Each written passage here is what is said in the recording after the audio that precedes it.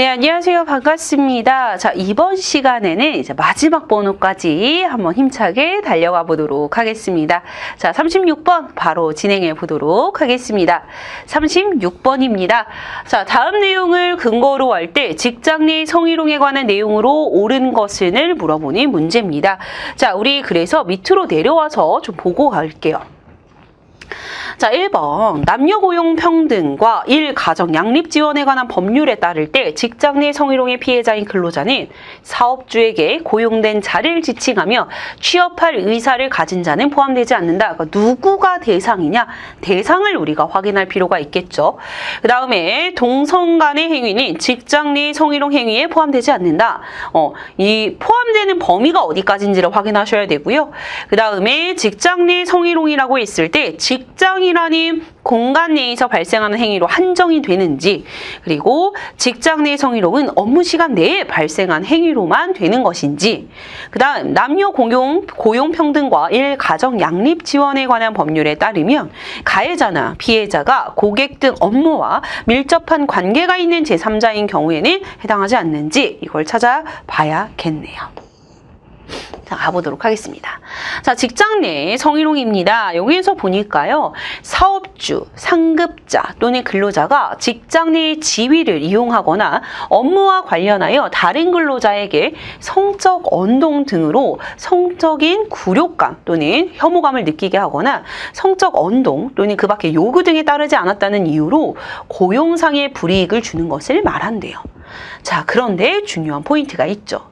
여기에서 근로자라고 하는 범위를 사업주에게 고용된 사람, 그리고 취업할 의사를 가진 사람을 이야기하고 있습니다. 이를 통해서 우리는 1번을 확인하실 수 있죠.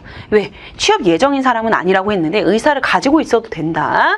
자, 그 다음에 사업주는 고객 등 업무와 밀접한 관련이 있는 사람이 업무 수행 과정에서 성적인 언동을 통해서 근로자에게 성적 굴욕감 또는 혐오감을 느끼게 해서 해당 근로자가 그로 인해 고충 해소를 요청할 때에는 뭔가 이런 조치를 취해야 한다라고 이야기하고 있습니다. 자, 그런데 여기서 보니까 밀접한 관련이 있는 사람이 한 부분이에요. 여기에서 우리는 제3자에 대해서는 해당하지 않는다를 것을 우리가 유추할 수 있죠. 따라서 5번을 바로 확인하실 수 있겠습니다. 자, 그 다음 밑으로 와볼까요? 성희롱 행위는요, 업무 고용 그 밖의 관계에서 공공기관, 그 다음 여기에서 이제 정한 그 밖의 법률에 따라 설치된 학교, 공직 유관 단체 종사자, 사용자 근로자가 그 직위를 이용해서 하게 되면은 뭔가 문제가 된다, 이렇게 이야기를 하고 있습니다. 따라서 여기에서 우리는 두 가지를 다 확인하실 수 있는데요. 일단 3번, 4번입니다. 직장 내뿐만이 아니라 그 밖의 관계에서 이제 뭔가 다른 곳에서 또 이제 이 직위를 따라서 하는 경우에 또 이렇게 볼 수 있다. 그 다음으로 밑으로 내려와서 또 보시게 되면요, 뭐라고 이야기하냐면 이렇게 근로자가 해선 안 된다. 사업주, 상급자, 근로자 이렇게 이야기하고 있어요. 여기에서 성별을 구분하고 있느냐 봤을 때 성별은 구분하지 않고 있습니다. 따라서 2번도 확인할 수 있겠죠. 자, 그래서 이렇게 확인을 하실 수 있고 정답은 5번이다. 이렇게 책임을 질 수 있겠죠. 체크하고 넘어가 주시면 되겠습니다. 자, 37번으로 와서 이제 글에 등장하는 세 가지 자아에 대해서 이야기를 합니다. 자, 한번 볼게요. 사비카스 박사는요, 자아인식 형성과 관련을 해서 뭐가 있냐고 했더니 객체로서의 자아, 주체로서의 자아, 프로젝트로서의 자아가 있는데, 자, 일단 객체로서의 자아는 수동적이고 객관적이고 사회적인 자아를 의미한다라고 이야기하고 있고요. 그 다음에 주체로서의 자아는 자율적이고 창조적인 자아를 의미한다. 그리고 마지막으로 프로젝트로서의 자아는요, 자아를 일련의 과정으로 보아서 사회적인 역할 속에서 자기 이행을 수행을 하는 것을 의미를 합니다. 자, 이렇게 정의가 되어져 있어요. 자, 그럼 가부터 보겠습니다. 평생 직장의 개념이 사라져가고 평생 학습과 경력 전환 등이 나타나고 있는 오늘날 자신의 경력을 유연하게 대처해야 한다라고 이야기하고 있어요. 여기에서 잘 모르겠어. 그럼 나도 가볼게요. 자신의 자아를 타인과 비교할 수 있고 객관적으로 관찰될 수 있고 평가될 수 있는 자아라고 했네요. 자, 객관적이라고 하는 부분, 객체로서의 자아입니다. 따라서 객체로서의 자아에는 나가 들어가야 되니까 1번, 2번을 지울 수 있겠죠. 자, 다 가보도록 할게요. 자신의 경력 목표를 설정을 하고요. 이루기 위해서 스스로 행동을 하는 자아예요. 그래서 자신이 원하는 목표와 현실적인 과업을 얼마나 적절하게 매칭시킬 수 있느냐를 보는 거죠. 자, 그래서 여기에서는 어떤 게 특징이냐? 내 스스로, 즉 자율적으로 한다라는 게 포인트겠죠. 이로 인해서 우리는 무엇을 할 수 있다? 주체로서의 자아다. 자, 이것을 확인하실 수 있겠죠. 따라서 다가 주체로서의 자아이므로 정답인 3번입니다. 자, 여기에서는 이제 유연하게 대처를 해야 한다. 내가 이 사회에서 어떤 사회의 변화들이 생기는데 이 안에서 내가 해야 되는 부분들을 언급하고 있으므로 37번에서의 가는 바로 프로젝트의 자아라고 볼 수 있겠죠. 38번입니다. 자, 땡땡 공사에서 근무하는 김대리는 최근 업무 스트레스가 극에 달하 있습니다. 더는 버틸 수가 없었던 김대리는요, 어느 차원에서? 바로 개인 차원에서 업무 스트레스를 극복하고자 방법을 찾고자 하고 있어요. 자, 다음 중에 김대리가 시도할 개인적인 차원의 스트레스 해소 방법이 아닌 걸 찾아라. 자, 일단 첫 번째, 피트니스 센터를 등록해서 퇴근 후에 운동하는 거. 내가 내 스스로 혼자서 이제 이 스트레스를 풀기 위한 노력이라고 볼 수 있겠죠. 그 다음에 정신과 상담을 받는 것도 마찬가지일 거고요. 아침에는 일어나서 일정 동안 명상을 한대요. 이거는 뭔가 회사에서 어떻게 하는 것이 아니라 내 스스로 해나가는 것이기 때문에 개인적 차원이라고 보실 수 있고요. 자, 그 다음에 시간 관리를 통해서 시간 관리도 내가 하는 거죠. 자, 그런데 직무제 설계, 역할 재설정과 관련된 부분에 있어서는 이 부분은 스트레스를 관리하고 극복하는 방법일 수는 있겠지만 5번에서 얘기하고자 하는 것은요. 조직 차원에서 스트레스를 극복하는 방안입니다. 그래서 여기서의 포인트는 개인적의 포인트가 맞춰져 있었기 때문에 5번이 정답이 된다라는 이야기죠. 자, 그래서 이렇게 확인하실 수 있고요. 자, 39번으로 와서 보겠습니다. 다음은 서울교통공사의 공식 홈페이지에 있는 경영 목표 페이지 화면입니다. 이를 보고 알 수 없는 것은 이라고 되어져 있네요. 자, 미션, 비전, 핵심 가치, 전략 목표, 전략 과제, 성과 지표가 나와져 있습니다. 1번입니다. 미션과 비전, 핵심 가치를 기준으로 전략 목표가 설정된다고 볼 수 있겠죠. 그 다음에 성과 지표는 키 퍼포먼스 인디케이터라고 해서 어떤 게 성과 지표냐라는 걸 명확하게 보여주고 있는 거죠. 그러니까 맞습니다. 비전을 효과적으로 설정하고 공유하면 조직 구성원으로 하게끔 이제 변화에 동참하도록 동기부여를 할 수 있다. 자, 비전이라고 하는 거, 조직의 비전. 우리는 이런 비전을 가지고 있어. 그러니까 함께 가자라고 해서 동기부여를 충분히 할 수 있다라는 얘기고요. 자, 그 다음에 기업이 궁극적으로 도달하고자 하는 목표나 미래상이라고 하는 것은 미션이 아니라 얘는 바로 비전을 의미합니다. 자, 그 다음에 기업의 존재 이유라고 하는 게 바로 미션이 됩니다. 그래서 해당 기업이 존재하고 있는 한 변하지 않는 최고의 목적이나 가치가 바로 미션이 되겠죠. 따라서 요 아이 정답인 4번이고요. 성과 지표를 달성함에 따라 전략 목표도 달성할 수 있겠죠. 이 성과 지표가 결국에는 전략 목표를 달성하기 위한 부분이기 때문에 그렇습니다. 자, 그래서 미션과 비전의 차이를 여기에서 명확하게 확인하고 가셔야 된다라는 점을 필수로 체크해 주시면 되겠습니다. 자, 그 다음으로 넘어와서 40번에서 보도록 할게요. 다음은 경영혁신 사례입니다. 자, 사례에 등장한 식스 시그마 기법에 대한 설명으로 옳지 않은 것은 이라고 이야기를 하네요. 자, 일단 어떤 상황인지 상황 한번 보면서 가보도록 하겠습니다. 땡땡공사는 ERP, 전사적 자원관리라고 하죠. ERP 도입과 함께 경영혁신을 더 효율적으로 이루기 위해 식스 시그마 활동을 추진했습니다. 땡땡공사는 15년 전부터 TPM이라고 해서 전사적 생산 보존을 도입해서 성과를 보여왔는데요. 그 이후에 경영 변화에 대응하기 위해서 민간 경영 기법 및 ERP를 도입을 했고요. ERP 도입 직후 더 가시적인 눈에 보이는 경영 혁신을 달성하기 위해서 식스 시그마 운동을 확대하기로 한 것입니다. 자, 그래서 땡땡공사는요, 이제 식스 시그마를 도입하면서 기존의 TPM 방식을 새로운 지식관리 시스템 KMS 기반 위에다가 이제 전개를 했고요. 이에 따라서 땡땡공사가 이제 어떻게 됐느냐, 더 증가하게 됐고, 그러다 보니까 고객 만족도도 올라갔고, 프로세스도 개선이 됐고, 뭐 좀 많은 부분에서 이제 큰 성과가 생겼다라고 이야기를 하고 있죠. 자, 그래서 이제 보시게 되면 정의, 측정, 분석, 개선, 관리의 단계로 추진이 된다라고 하는 부분 맞고요. 자, 그다음 품질의 혁신과 고객 만족을 달성하기 위해서 전사적으로 하는 혁신 기법이죠. 지금 보시게 되면 다 전사적인 차원에서 진행을 하고 있죠. 자, 그 다음에 제조뿐만 아니라 비제조업에서도 할 수 있고요. 불량률이 3.4 ppm이라고 하는데 달성하고자 하는 기업의 품질 경영 전략이라고 볼 수 있죠. 왜? 여기서 보시면 정의하고 측정하고 분석하고 이걸 가지고 뭔가 개선을 해서 관리를 하는 과정이니까요.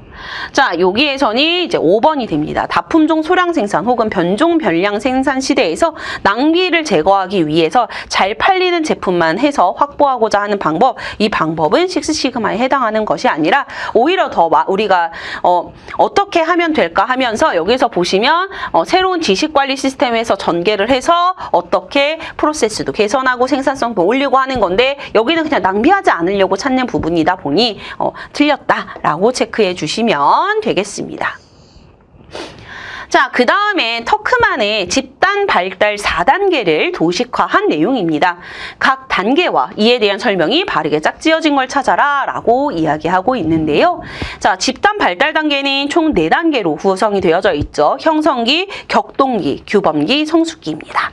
자, 뭔가 형성이 되는 시기, 뭔가 뚝딱뚝딱뚝딱 바뀌는 시기, 그 다음에 이게 하나의 뭔가 체제가 돼서 이게 이제 완벽하게 핏 되는 시기가 된다라는 얘기입니다. 한번 볼게요.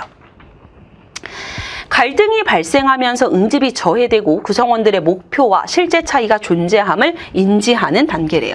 리더의 능력에 대해서 회의감도 느끼고 조금 의사결정도 어려운 시기. 뭐냐면 이게 뭔가 자꾸 갈등도 발생이 되고 뭐가 이제 바뀌는 시기에서 이런 부분들이 생기는 거죠. 바로 격동기에 해당하는 부분이다라고 보실 수 있겠죠. 자, 그 다음에 집단 구성원들이 스스로 어떤 행동을 수행해야 되고 이를 위한 필요한 기술이나 자원을 결정하는 단계예요. 그래서 조직 구조, 목표 이런 것들을 결정하는 과정이죠. 그 다음에 각 집단의 구성원들의 역할도 교육하는 시기. 즉 여기에서는요, 우리가 형성을 만들어 주는 거예요.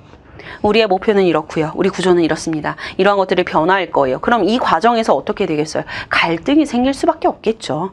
왜냐하면 내 마음과 다른 사람 마음이 다 동일하지 않기 때문이죠. 자, 그 다음에 규범 정립을 통해서 응집력과 동료의식이 형성이 되고요. 개인을 집단의 부분으로 이제 파악을 해요. 그래서 공유하기 시작한다라고 하는 요 단계, 바로 규범기가 되죠. 자, 그럼 마지막으로 이제 성숙기가 되겠죠. 자, 집단 본래의 목적을 달성하기 위해서 매진하고 집단 구성원 사이의 관계도 점점 복잡해지는 곳입니다. 과업 수행에서 다양한 문제가 발생해서 성장을 하기도 하고 또는 위축이 되기도 하고 이런 마지막 단계가 바로 성숙기가 되겠죠. 따라서 니은, 기역, 디귿, 리을의 형태가 되기 때문에 정답인 4번임을 우리가 확인하실 수 있겠습니다. 자, 지금 풀고 있는 이런 유형들은 주로 이제 모듈형에 속해 있는 문제들이기 때문에 우리가 이 NCS에서 정리되어 있는 거 외적으로도 출제가 될 수 있기 때문에 내가 처음 보는 개념이라고 하신다면 반드시 한 번쯤 정리해보고 가셔야 한다라는 거 꼭 기억해 주시면 되겠습니다. 자, 그러면 이제 42번으로 와서 리더십 유형도 좀 살펴볼게요. 리더십도 정말 다양한 유형들이 있는데, 자, 뭐라고 하는지 한번 봅시다. 다양한 유형의 리더십이 존재를 합니다. 먼저 살펴볼 리더십의 유형은 거래적 리더십이래요. 거래적 리더십이라고 하는 것이 지도자와 부하 간의 거래를 바탕으로 하는 리더십인데요. 여기서 얘기하는 거래라고 하는 것이 성과를 보이는 경우에 부하들의 요구에 맞는 보상을 해주고, 부하의 경우에는 보상 수준에 따라 업무 수행을 하는 거죠. 그래서 이거 이렇게 하면 내가 뭐 해줄게, 이렇게 거래를 하는 거를 얘기를 하는 거예요. 자, 그 다음에 이에 반해 변혁적인 리더십은 강력한 카리스마를 가진 리더가 명확한 비전을 제시를 하고요, 구성원 이끌어가요. 그러면서 변화를 가져오려고 하는 리더를 가지고 이야기를 합니다. 자, 그러면 볼게요. 거래적 리더십에서는요, 개인의 보상을 중시하죠. 그리고 비개인적인 보상을 오히려 더 중시하는 건 변혁적인 리더십이겠죠. 왜? 조직의 비전, 조직의 유하게, 조직이 더 유익하게 하려고 하는 부분들인 거죠. 자, 그 다음에 2번 볼게요. 거래적 리더의 밑에 있는 부하들은요, 이제 부여된 목표까지만 달성을 해요. 근데 변혁적 리더에서는 부여된 목표 이상을 하려고 한다라고 하는데요. 자, 여기에서도 마찬가지겠죠. 왜냐면 너 여기까지만 하면 내가 이거 해줄게 했으니까 여기 A까지만 도달하면 되는 거예요. 이 이상을 굳이 할 필요 없는 거죠. 그래서 2번도 맞습니다. 자, 거래적 리더십이 변화지향적이고 변혁적 리더십은 적응지향적이다라고 했는데 요 아이는 서로 반대됐습니다. 자, 오히려 거래적 리더십은요, 적응지향적이 이런 것들에 더 적응되게 하는 그게 중요한 부분들이고, 변혁적인 것들은 새롭게 변화하는 것에 초점이 맞춰져 있습니다. 따라서 요 아이는 3번이 정답이 되고요. 4번도 보고 가겠습니다. 거래적 리더십은 안정된 환경에서 조금 더 유용하고, 변혁적 리더십은 급변. 왜? 변화를 가지고 이 변화에 잘 적응하도록 만들기 위한 부분이 있기 때문에 그렇다라는 거 체크해 주시고요. 5번 가겠습니다. 저 거래적 리더십은 단기 성과, 변혁적은 장기. 그쵸? 변화가 갑작스럽게 호 이렇게 일어나진 않잖아요. 자, 그래서 이런 부분들까지 체크해 주시면 되겠습니다. 자, 그 다음에 자신을 브랜드화하기 위한 전략을 도식화한 건데요. 자, 여기서 보시면 책임감이 있어요. 그 다음에 열정이 있습니다. 이런 것들이 이렇게 만들어지는 거죠. 자, 근데 여기서 말하는 이 친근감이라고 하는 게 그냥 오래 본 것 같아 이렇게 생각하는 것이 아니라 이 친근감이라고 하는 거는요, 오래도록 관계를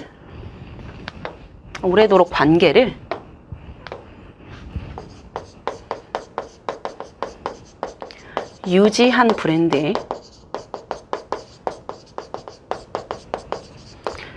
대해서 친숙한 느낌을 얘기해요.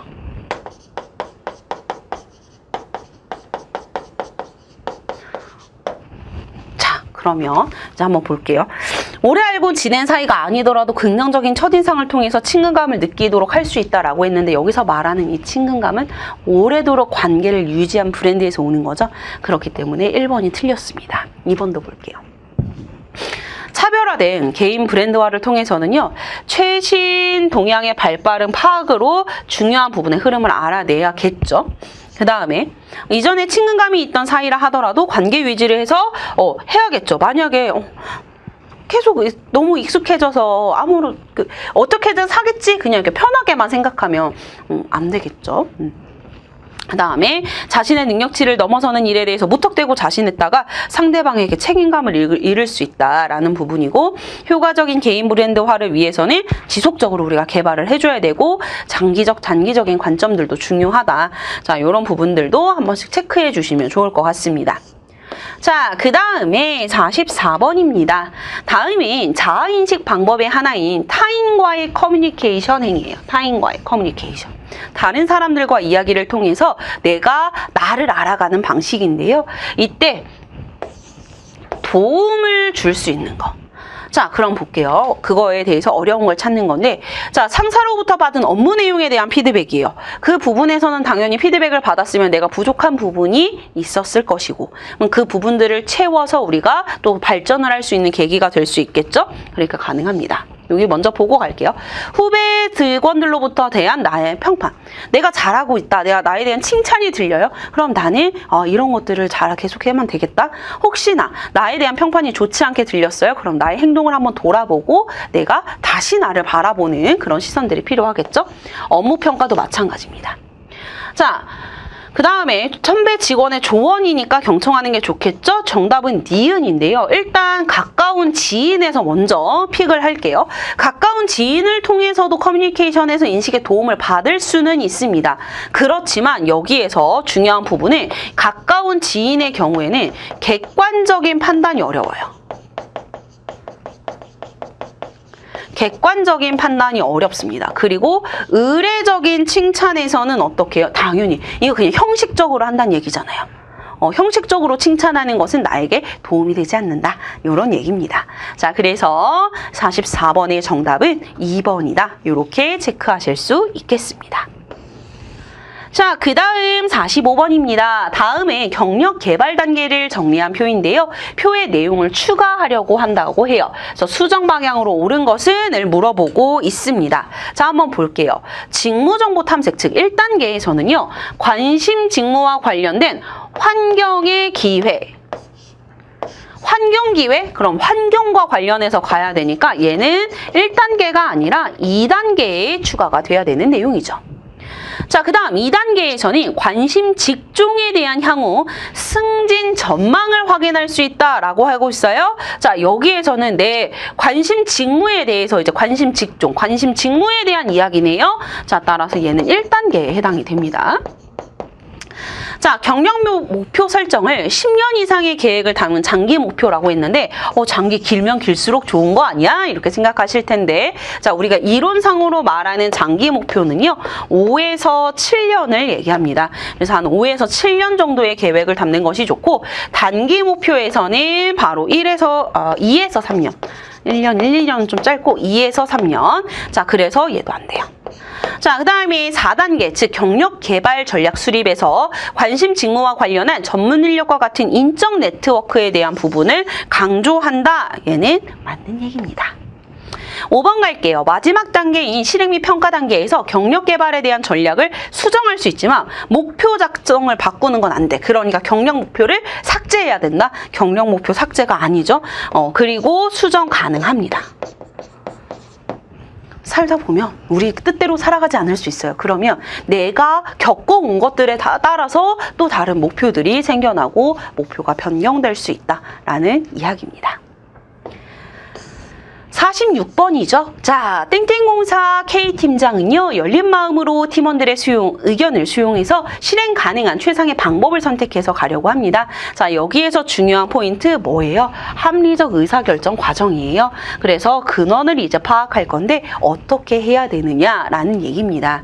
자, 일단은 여기에서 이제 중요한 게 제일 첫 번째는 내가 어디에다가 기준을 두고 가중치를 두어야지 뭘 픽을 할 수 있을 거 아니에요. 자, 그러니까 일단 니은이 제일 먼저 들어가야 되겠습니다. 그래서 2번인 거 바로 나오긴 해요. 기억 니은들 다르니까. 그치만 볼게요.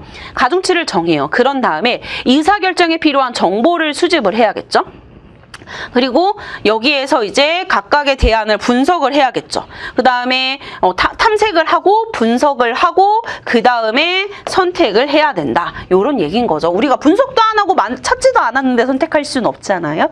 그래서 46번의 정답은 합리적 의사결정은요. 일단은 기준과 가중치를 설정을 하고 그 다음에 정보 수집하고 그 다음 대안 탐색해서 분석하고 평가해서 픽하는 것이다. 이렇게 봐주시면 되겠습니다. 자, 47번입니다. 땡땡기업 경영지원팀은요. 연말 사내 업무 평가에서 최우수 팀이 됐어요. 근데 여기서 뭐라고 했냐면 축사에서 확인할 수 있는 팀워크에 대한 설명이에요. 한번 볼게요. 자, 오늘은요. 우리 땡땡기업 경영지원팀이 2019년도 최우수 팀으로 선정되었다는 기쁜 소식을 전하고자 합니다. 경영지원팀은 팀 구성원 간의 자유롭고 원활한 의견 교류로, 자, 자유롭고 원활한 의견 교류, 그럼 뭐예요? 개방적으로 의사소통을 한다라고 하는 4번을 확인하실 수 있겠죠. 자, 그래서 사내에서 가장 수평적이고 가장 적극적인 의사소통을 이루어져서 올 한 해 가장 많은 업무 기획안을 제출한 팀입니다. 자, 이러한 자유로운 의견 교류는요, 적극적인 자세와 회사에 대한 긍정적인 주인의식이 발현될 것이라고 할 수 있고요. 이런 부분은 바로 이 팀장의 뛰어난 역할이다. 이렇게 이야기를 합니다. 자, 어떻게 했어요? 권위적인 태도로서 너 나 따라와! 이렇게 하기보다는 어떻게 했습니까? 팀원의 의견을 경청을 하고요. 기존에 고착화된 팀 운영이 아니라 열린 자세로 다양한 운영을 했어요. 자, 그러다 보니까 정체성도 분명히 했네요. 자, 그러니까 뭐예요? 여기에서는 우리 3번도 확인하실 수 있죠. 각자의 장점과 역량을 썼어요. 여기에선 1번입니다. 자, 그리고 또 하나 더 여기서 하나만 할게요. 이전에 됐던 게 아니라 열린 자세로 팀을 이끌었어요. 팀을 창조적으로 이끌었다. 이렇게 보실 수 있겠죠. 자, 그래서 이렇게 해서 끌어올렸다라는 얘기인데 여기에서 우리가 5번은 확인을 하실 수가 없습니다. 맞는 말이기는 하지만 이 축사에서 확인할 수 있는 팀워크는 아니었다라는 이야기죠. 자, 그 다음에 48번입니다. 갈등은요, 크게 불필요한 갈등과 해결할 수 있는 갈등이 있습니다. 자, 근데 이 불필요한 갈등에 대해서 이야기를 하고 있는데요. 자, 불필요한 갈등 한 번만 정리하고 가보도록 할게요. 자, 우리가 말하는 이 불필요한 갈등은요, 부정적인 감정.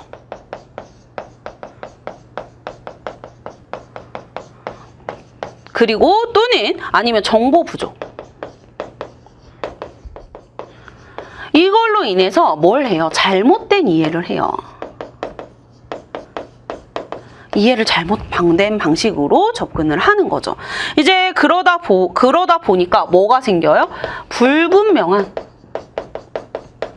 커뮤니케이션이 만들어집니다. 자, 그로 인해서 뭐가 되냐면 편견이 생길 수도 있고요. 자, 아니면은 뭐 저항이 될 수도 있고요. 뭐 거부감이 될 수도 있고요.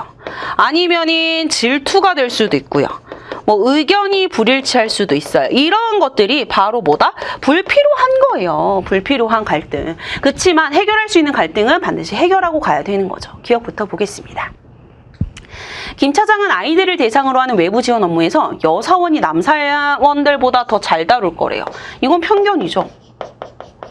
남자가 더 잘할 수도 있잖아요. 그리고 남녀 상관없이 이건 사람의 성향에 따라서 달라질 수 있기 때문에. 자, 그래서 기억은 편견이기 때문에 불필요한 갈등이에요. 그래서 기억은 들어가게 됩니다. 자, 그 다음에 니은 볼게요. 박 차장은 원래 파티션으로 나누어서 부서들 간에 서로 시야가 차단되어 있던 것을 파티션을 제거해서 탁 트인 공간으로 바꾸자고 제안을 했는데 어떤 거? 불만의 목소리가 나왔어요. 불만. 얘는 변화에 대한 거부감이죠.